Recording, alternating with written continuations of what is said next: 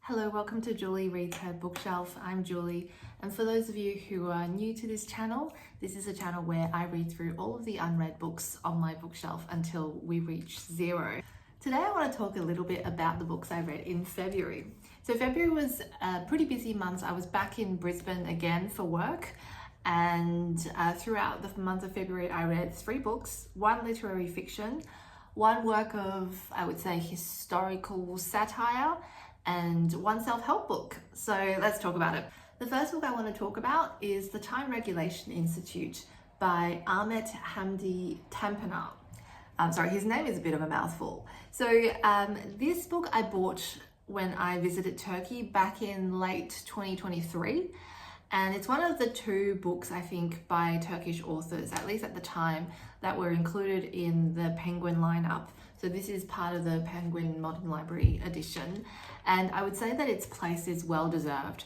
So this is a novel that takes a satirical look at Turkish society at the turn of the last century. It's set in Istanbul, and it follows the life of Hayri Idal, who is a person from relative poverty, and he learns how to fix clocks early in his youth, and eventually he becomes this central figure in the establishment of a government department called the Time Regulation Institute.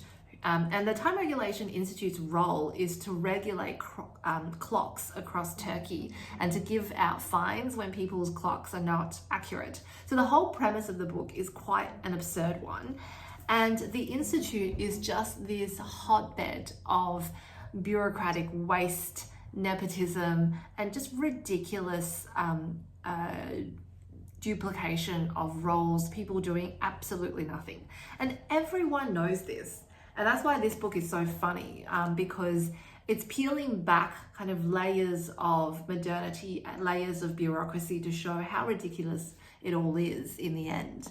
And funnily enough, this book reminds me a lot of the tech industry and the startup industry. Giant departments full of jargon, full of their inability to generate any profit, sometimes even a minimum viable product, a lot of invented concepts and words, and a lot of bullshit jobs, a lot of money sloshing around looking for a home.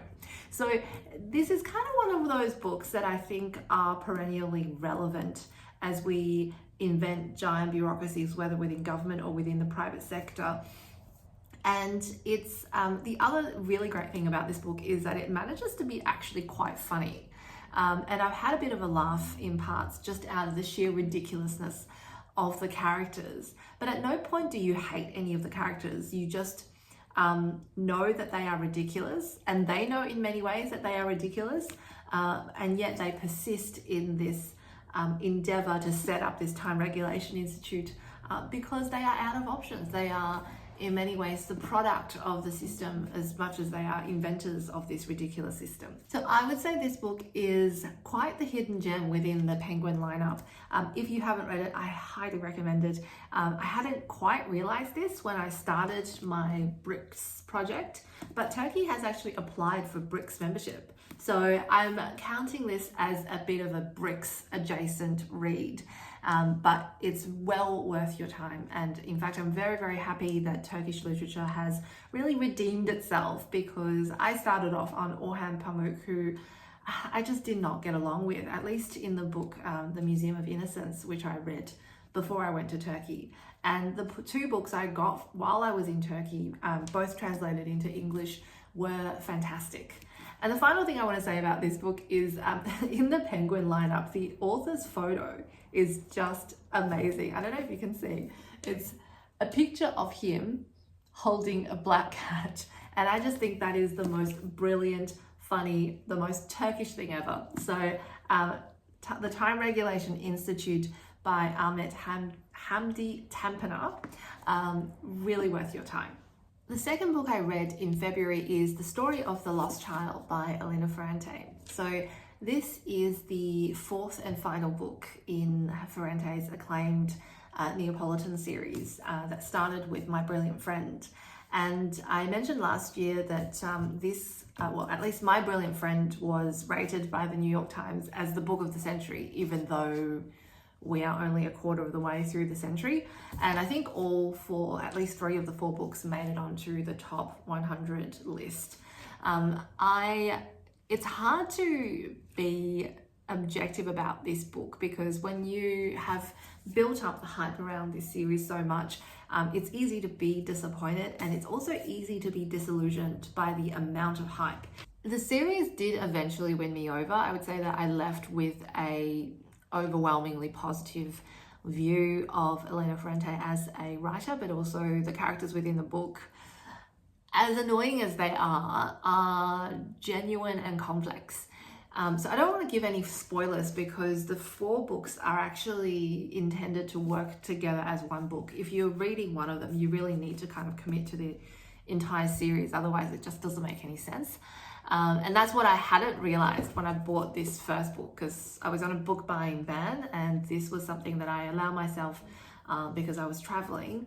And then I realized I really actually have to read the rest of the series now. So thank you very much to the friend who lent me the rest of the series. The final book, without giving any spoilers, continues to follow the friendship between Elena and Leela. And Elena effectively starts using Leela as her muse as she pursues her literary career, while Leela is constantly seeking some kind of validation from Elena and trying to trap Elena within this small world of their toxic and violent neighborhood in Naples. So the final book kind of closes the chapter on that friendship in their old age, and it's marked by quite a significant tragedy, which then transforms each of the main characters in the book. And I did find some of the writing after the main event in this book to be quite moving. But overall, I would say that the 4 books are a really interesting read because of how dark and gritty and messy they are. And the characters are complex in a way that makes them feel biographical as opposed to fictional. So I have a sneaking suspicion that Elena Ferrante, which is not the author's real name, really based a lot of these characters on real people in her life. I think I mentioned before, the writing in these books are quite explanatory. So Elena Ferrante doesn't do that thing where you're supposed to show the reader, not tell the reader. She does tell you exactly what happened, why it happened, the significance, the impact on the characters. The whole thing is explained to you by this writer. However, it somehow works, and I think it works because the pacing of the plot is very, very tight. So the whole time as she's explaining these events to you, you're being swept up in the events of the day. So it's quite an engaging read in the end, if you can stomach the characters, because I will say most of the characters in these books are quite annoying. If you can stomach the characters, the books are, as I said, dark and gritty and quite an interesting read in the end. And the final book, which is a book I read on my Kindle, so I don't have a copy to hold up, is a self-help book. So I don't read a lot of self-help books, not because they're not interesting or I don't think I need any help, but rather most of the time I find self-help books to be so badly written. Like most self-help books I read, I find could just be an essay, but instead the writer puts you through 200 pages just to bulk it up and sell it as a book. So I'm very resentful towards self-help as a general genre. However, at the start of the year, quite a few people at work have mentioned one particular self-help book to me. And I think they were all recommending it to each other in the spirit of New Year resolutions and all that sort of stuff. So eventually I was persuaded by them to get the Kindle copy, and I read it on my flight to and from Brisbane. So it was quite a quick read as well. And the book is called How to Break Up with Your Phone by Catherine Price. And I think I'm not alone in saying that I feel like in this day and age, we are all too addicted to our phones. Even those of us who can get through a meal, who can get through the day without touching our phones every 2 seconds, even those of us who are in that camp are using our phones far too much.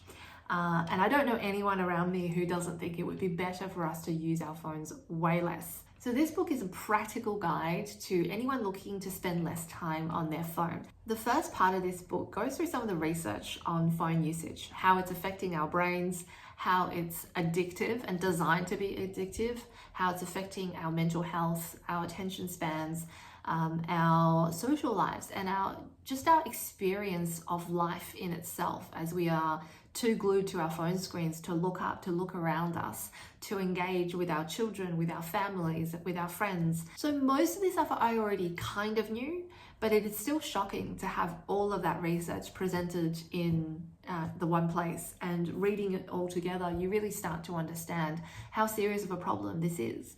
And then the second half of the book then offers you a 30-day plan, as self-help books generally do, for how to break up with your phone step by step.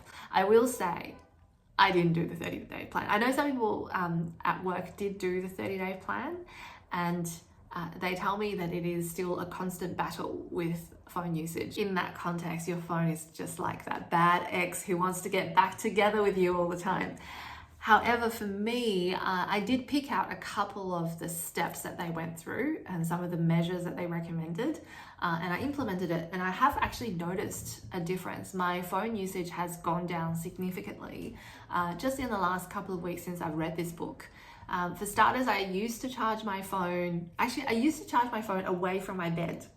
And then my alarm clock broke. So then I started charging my phone next to my bed and using the phone as an alarm. So one of the things that this book recommends is not to do that, to actually always charge your phone away from your bed and have like a time for retiring your phone before you go to bed, so that you have actually enough of a break from screens before you sleep.